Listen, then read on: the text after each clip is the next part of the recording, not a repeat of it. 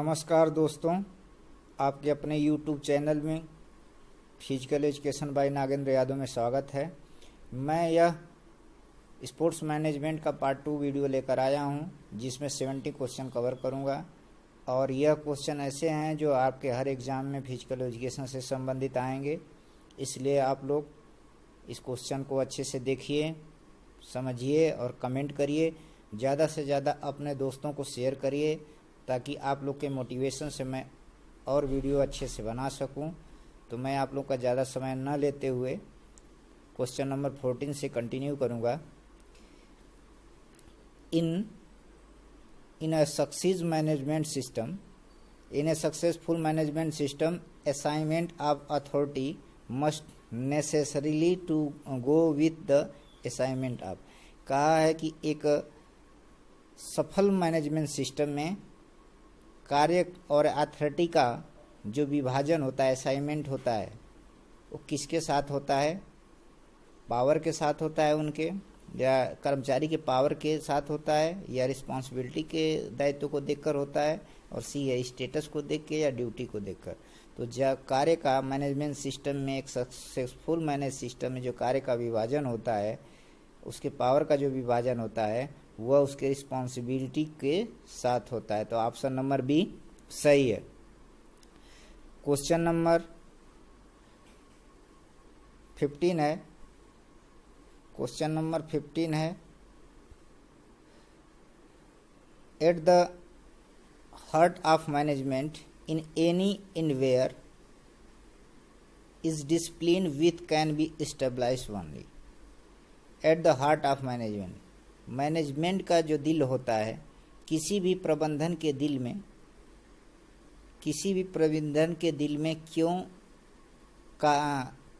दिल में कार्यों के अनुशासन स्थापित होते हैं। किसी भी मैनेजमेंट के दिल में कार्यों के अनुशासन, दिल में क्यों कार्यों के अनुशासन स्थापित होते हैं? तो ऑप्शन नंबर ए है स्ट्रिक्ट रूल एंड रेगुलेशन, कठोर नियम। और बी है एन एक्सटर्नल इन्फोर्सिंग एजेंसी, एक बाहरी एजेंसियों का फोर्स, दबाव। और सी है competent human and clear headed leaders. Competent का मतलब होता है क्षमताशाली, सक्षम, दयालु और क्लियर हेडेड लीडर, जिसका सारा चीज क्लियर हो। और डी है हाई डिग्री होल्डिंग पर्सनल, जो व्यक्ति हाई डिग्री को होल्ड करता हो। तो इसमें ऑप्शन नंबर 15 का सी सही है। ऑप्शन नंबर सी सही है, competent human and clear headed leaders. Question number 16 है, from the viewpoint of command whether the managerial authority should be centralized or decentralized must be based on। आदेश के point of view से, दृष्टिकोण से, जहां मैनेजियर प्रबंधकीय अधिकार सेंटर केंद्रित और अकेंद्रित होते हैं, और किस पे आधारित होते हैं? यानी कहा है कि आदेशात्मक दृष्टिकोण से जहां प्रबंधकीय अधिकार केंद्रित और अकेंद्रित होना चाहिए, और किस पे आधारित है? तो ऑप्शन नंबर ए है nature of assigned work and interest of the institution के जो इंटरेस्ट और वर्क हैं उस पे के प्रकृति से। और बी है kind of personal working in the organization, संगठन में किस प्रकार के व्यक्ति कार्य कर रहे हैं।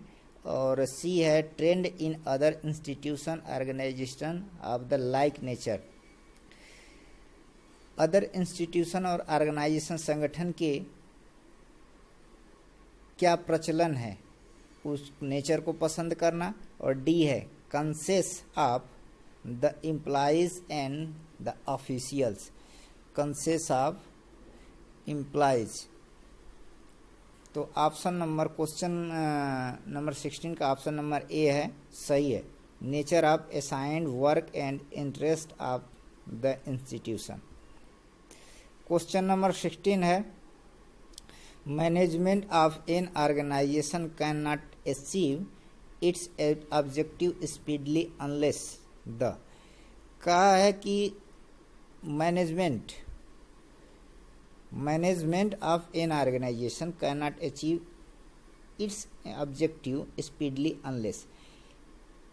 प्रबंधन, संगठन का जो प्रबंधन है वह अपने उद्देश्यों को तेजी से अचीव नहीं कर सकता। इसका क्या कारण है कि प्रबंधन के यानी संगठन के जो प्रबंध है मैनेजमेंट ऑफ एन ऑर्गेनाइजेशन, यानी किसी संगठन का प्रबंध अब तेजी से उद्देश्यों को नहीं अचीव कर सकता। इसका कारण क्या हो सकता है कि promotional avenues for all section of employees and educate. और बी है, wage structure of all kinds of workers is rational and judicious. सभी प्रकार के वर्कर्स और सभी प्रकार के वर्करों का अनुपात और विवेकपूर्ण स्ट्रक्चर को प्रारंभ करना। और सी है, workers union are kept satisfied. जो वर्कर्स का जो कर्मचारी हैं उनके यूनियन को सेटिस्फाइड रखना। और डी है, relationship among all incumbents of healthy. तो इनकम्बेंट्स की बात करते हैं पदाधिकारी, तो सभी पदाधिकारियों का हेल्दी स्वस्थ रिलेशनशिप। तो इसमें क्वेश्चन नंबर 17 का ऑप्शन नंबर बी सही है, यानी wage structure of all kinds of worker is rational and judicious. Question number 18 है, any scientifically principled management will ensure. Any scientifically principled management will ensure, यानी कि कोई भी वैज्ञानिक सिद्धांत कोई भी प्रबंधन का वैज्ञानिक सिद्धांत इंश्योर करेगा। कोई भी प्रबंधन का वैज्ञानिक सिद्धांत इंश्योर करेगा किस पे? इक्विटेबल डिस्ट्रीब्यूशन ऑफ रिसोर्सेस, समान मात्रा में रिसोर्सों का डिस्ट्रीब्यूटरीकरण। और बी है, प्लानिंग ऑन मोर और लेस परमानेंट बेसिस, जो योजना है उसका अधिक या कम परमानेंट बेसिस होना। और सी है, development of every one's potential and efficiency, प्रत्येक की पोटेंशियल और एफिशिएंसी को डेवलप करना। और डी है, prosperity of every single individual in the organization, तो प्रत्येक संगठन के प्रत्येक इंडिविजुअल का प्रत्येक समृद्धि को डेवलप करना। Prosperity of every single individual in organization. तो क्वेश्चन नंबर 18 का ऑप्शन नंबर सी सही है, यानी development of every one's potential and efficiency. Question number 19 है, which of the following serves as the key note in any management. निम्नलिखित में से कौन सी सेवा किसी भी मैनेजमेंट का मूल सिद्धांत है? Which of the following serve as the key note in any management, किसी भी मैनेजमेंट का मूल सिद्धांत है। तो ऑप्शन नंबर ए है, trust and mutual cooperation among all, यानी कि म्यूचुअल तरीके से सभी में कोऑपरेशन और विश्वास। और बी है, ह्यूमन अंडरस्टैंडिंग एंड इंसाइट, मानव सूझ और अंतरसूझ। सी है, गुड इंटरपर्सनल रिलेशनशिप, अच्छे इंटरपर्सनल का रिलेशनशिप। और डी है, प्रोडक्टिविटी ओरिएंटेड ऑब्जेक्टिव, उद्देश्यों को नवीनीकरण का उत्पादकता। तो ऑप्शन नंबर सी सही है, good interpersonal relationship. Question number 20 है in function management in an organization is often compared. In function कार्य में संगठन के एक प्रबंधन में प्रायः कंपेयर किया जाता है। यानी in function management in an organization is often compared. कार्य में एक संगठन के प्रबंधन में प्रायः कंपेयर किया जाता है। तो ऑप्शन नंबर ए है ए वेल ऑयल मशीन, एक अच्छी ऑयल मशीन की तरह, ए हब ऑफ एडमिनिस्ट्रेशन का एक हब एरिया जहाँ ज़्यादा से ज़्यादा हो, और ए है एक कॉम्प्लिकेटेड ऑर्गेनिज्म, एक जटिल कठोर संघ, और डी है ब्रेन द ह्यूमन बॉडी, मानव शरीर का ब्रेन। तो ऑप्शन नंबर डी सही है। क्वेश्चन नंबर 21 है the enhance of management in any field of human interaction. The essence of management in any field of human interaction. यानी management के किसी भी फील्ड में ह्यूमन इंटरेक्शन पारस्परिक क्रिया अनिवार्य होती है। प्रबंधन के किसी भी फील्ड में मानव प्रतिक्रिया पारस्परिक क्रिया होती है। तो ऑप्शन नंबर ए है कोऑर्डिनेशन, कोएग्जिस्टेंस, कोऑपरेशन, कोएक्शन। तो ऑप्शन नंबर ए सही है, कोऑर्डिनेशन। क्वेश्चन नंबर 22 है the major objective of manager education and training is to. यानी कहा है कि प्रबंधकीय शिक्षण और प्रशिक्षण में प्रबंधकीय शिक्षण और प्रशिक्षण का मुख्य उद्देश्य है। क्या है? ऑप्शन नंबर ए है orient everyone about organization objective, यानी कि सभी प्रत्येक को संगठन के उद्देश्यों के ओर प्रवृत्त करना। और बी है help to management achieve predetermined goal, जो पूर्व निर्धारित लक्ष्य हैं मैनेजमेंट के उसे अचीव करने में हेल्प करना। और सी है produce competent administrator and manager in adequate number. कहा है कि पर्याप्त संख्या में एडमिनिस्ट्रेटर, शासक और प्रबंधक के कॉम्पिटेंट को प्रोड्यूस करना। और डी है make official and executive responsive towards public problem. तो क्वेश्चन नंबर 22 का ऑप्शन नंबर सी सही है, produce competent administrator and manager in adequate number. Question number 23 है principle of management are flexible are not absolute and they must be utilize in the light of. कहा है कि जो प्रबंधन के सिद्धांत हैं वो फ्लेक्सिबल और एब्सोल्यूट नहीं होते हैं। प्रबंधन के सिद्धांत फ्लेक्सिबल और एब्सोल्यूट नहीं होते हैं। वे must be utilize in the light of, वो अनिवार्यतः प्रयोग किए जाते हैं। क्या? ऑप्शन नंबर ए है emerging trend of administrator. Emerging trend, जो इमर्जिंग ट्रेंड चल रहा है, इमर्जिंग ट्रेंड, इमर्जिंग माने आने वाला प्रचलन, प्रशासन का आने वाला ट्रेंड, इमर्जिंग ट्रेंड प्रचलन।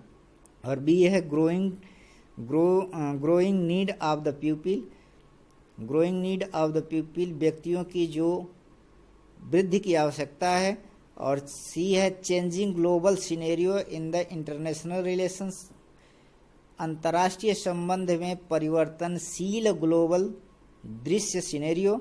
और डी है चेंजिंग सोशल कंडीशन, सामाजिक परिस्थिति का परिवर्तन। तो इसमें ऑप्शन नंबर 23 का डी सही है, चेंजिंग सोशल कंडीशन।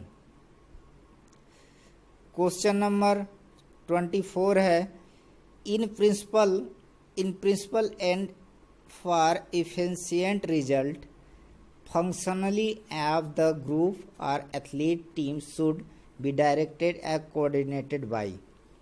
कहा है कि in principle and for efficient result, functionally and the group or athletics team should be directed and coordinated by. Group या एथलेटिक टीम का जो कार्य है, ग्रुप या एथलेटिक समूह या एथलेटिक टीम का जो कार्य है वो प्रभावी रूप से रिजल्ट प्राप्त करने के लिए डायरेक्ट या कोऑर्डिनेट किसके द्वारा किया जाता है? किसी समूह या एथलेटिक टीम का इफेक्टिव रिजल्ट के लिए, प्रभावी रिजल्ट के लिए डायरेक्ट और कोऑर्डिनेट किसके द्वारा किया जाता है? ऑप्शन नंबर ए है ए फ्यू कंपोनेंट इंडिविजुअल, एक कुछ व्यक्तिगत तत्व, और बी है वन सिंगल एफिशिएंसी पर्सन, किसी एक पर्सन, एक सिंगल व्यक्ति की क्षमता, और सी है एवरीवन इन द ग्रुप, प्रत्येक ग्रुप या टीम, और एन इलेक्टेड लीडरशिप, एक चयनित नेतृत्व। तो ऑप्शन नंबर बी सही है, one single efficient person.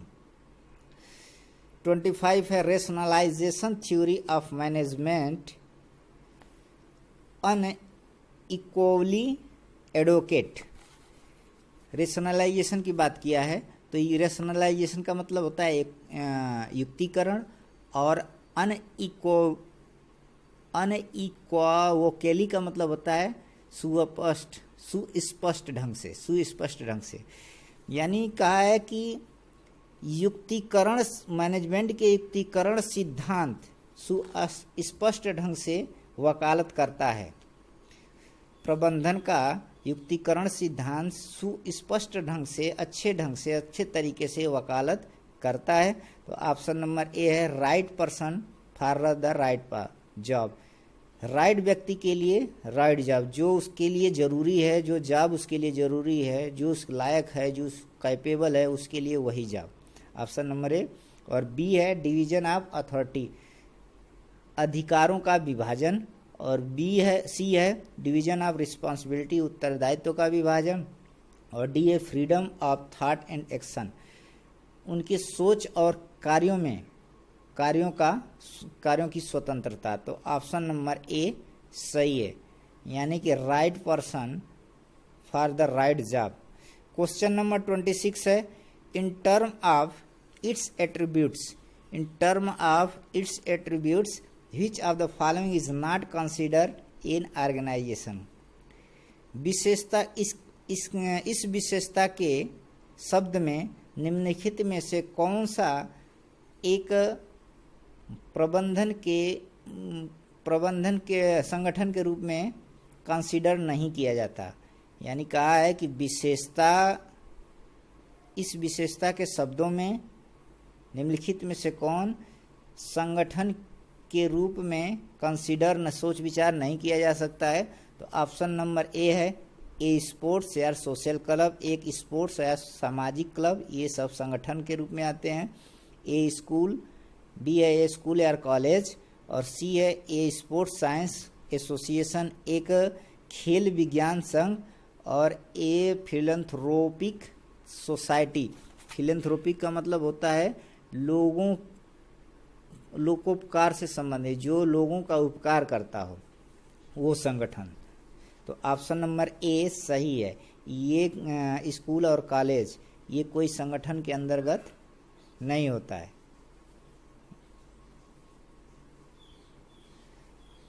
Question number 27 है a person who implies wise leadership in a manner that will enable to organize to function efficiently and effectively in achieving the goal for which that organization exists is called। कहा है कि एक व्यक्ति जो imply है और वह कार्य वाइज ही लीडरशिप नेतृत्व करता है, और वह मैनेजर के लिए योग्य है, किसी संगठन के कार्य को इफेक्टिव तरीके से अचीव, उस लक्ष्यों को अचीव करता है, एग्जिस्ट करता है, उसके लायक है, तो उसे क्या बोलते हैं? ऑर्गेनाइजर बोलते हैं, या एडमिनिस्ट्रेटर बोलते हैं, या ब्यूरोक्रेटर बोलते हैं, या मैनेजर बोलते हैं। तो ऑप्शन नंबर डी सही है, मैनेजर बोलते हैं।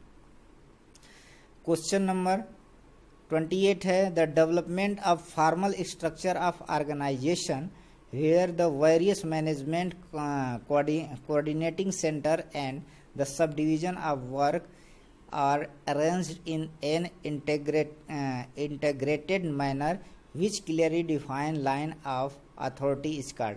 कहा है कि एक संगठन का स्ट्रक्चर जो फॉर्मल तरीके से डेवलप होता है और उसमें विभिन्न प्रकार के मैनेजमेंट सिस्टम केंद्रित होते हैं जो छोटे छोटे वर्कों में अरेंज होते हैं और क्लियरिफाइड होते हैं और सबको अपनी अपनी अथॉरिटी मिली होती है, तो उसे क्या बोलते हैं? एडमिनिस्ट्रेटिंग बोलते हैं, प्रशासन बोलते हैं, या ऑर्गेनाइजिंग संगठन बोलते हैं, या फ्रेमिंग बोलते हैं, या डेवलपिंग बोलते हैं। तो ऑप्शन नंबर 20 सही है, ऑर्गेनाइजिंग बोलते हैं। ऑर्गेनाइजिंग का मतलब ये होता है कि जब कोई किसी उद्देश्य के लिए सब लोग मिलकर एक लक्ष्य को पूरा करने के लिए फंक्शन करते हैं, जिनकी अथॉरिटी और अधिकार अलग अलग होते हुए भी वह एक लक्ष्य पे आधारित होते हैं, उसे बोलते हैं संगठन। क्वेश्चन नंबर 29 है irrespective of its kind an organization must invariable have some. कहा है कि प्रकार के परवाह किए बिना, इरस्पेक्टिव ऑफ इट्स काइंड, प्रकार का प्रवाह किए बिना एक संगठन हमेशा सदा के लिए होता है। किसी भी प्रकार का प्रवाह किए बिना एक संगठन हमेशा के लिए, सदैव के लिए रखता है। क्या रखता है? फंक्शन टू परफॉर्म, प्रदर्शन का कार्य। और बी है ideal to be proud of, और सी है सोशल पर्पज, और डी है वन टू नर्चर इट। तो ऑप्शन नंबर सी है सोशल पर्पज, सामाजिक उद्देश्य रखता है। और क्वेश्चन नंबर 30 है, इस वीडियो का लास्ट क्वेश्चन है। हमारी वीडियो को ज़्यादा से ज़्यादा लोगों को शेयर करिए, सब्सक्राइब करिए, ताकि हम अधिक से अधिक वीडियो को डाल सकें। अब तक मैं 78 वीडियो फिजिकल एजुकेशन का डाल चुका हूँ। इस नीचे इसका लिंक प्रोवाइड कर दूंगा, आप लोग उस वीडियो को देखिए, क्योंकि अभी तक मैं रिसर्च, स्पोर्ट्स ट्रेनिंग, बायोमैकेनिक्स की वीडियो डाल चुका हूं, और हमें क्वेश्चन मिलेंगे तो और वीडियो आगे कंटिन्यू रखूंगा। और यह स्पोर्ट्स मैनेजमेंट की वीडियो चल रही है, तो इसलिए वीडियो को सर्च करिए, देखिए और अपने दोस्तों को शेयर करिए। तो यह वीडियो का लास्ट क्वेश्चन है, in what kind of organization are job task hierarchy and communication network clearly stabilize. यानी कि किस प्रकार के संगठन, व्हाट काइंड ऑफ, किस प्रकार के संगठन में जॉब लक्ष्य, पदानुक्रम और कम्युनिकेशन संचार नेटवर्क स्टेब्लिश होता है। किस प्रकार के संगठन में जॉब लक्ष्य, पदानुक्रम, कम्युनिकेशन संचार नेटवर्क स्टेब्लिश होता है? तो फॉर्मल ऑर्गेनाइजेशन में, या इनफॉर्मल ऑर्गेनाइजेशन में, या एडहॉक ऑर्गेनाइजेशन में, या क्लास ऑर्गेनाइजेशन में। तो ऑप्शन नंबर बी सही है, इनफॉर्मल ऑर्गेनाइजेशन। इनफॉर्मल ऑर्गेनाइजेशन की बात कर दें, यह ऑर्गेनाइजेशन ऐसा होता है जिसमें किसी पर्पज के लिए, जो किसी पर्पज के लिए बनाया जाता है और वह वहीं समाप्त हो जाता है। लेकिन जो फॉर्मल ऑर्गेनाइजेशन होता है ये लंबे समय तक चलने वाला है, इसमें रूल रेगुलेशन को फॉलो किया जाता है, एक हियरार्की होती है, वर्टिकल हियरार्की होती है, इससे जो सुपीरियर होता है वो नीचे वालों को रूल फॉलो कराता है। तो इसमें ऑप्शन नंबर बी सही है। इस प्रकार मैं 70 क्वेश्चन को कवर किया हूँ। Thanks for watching my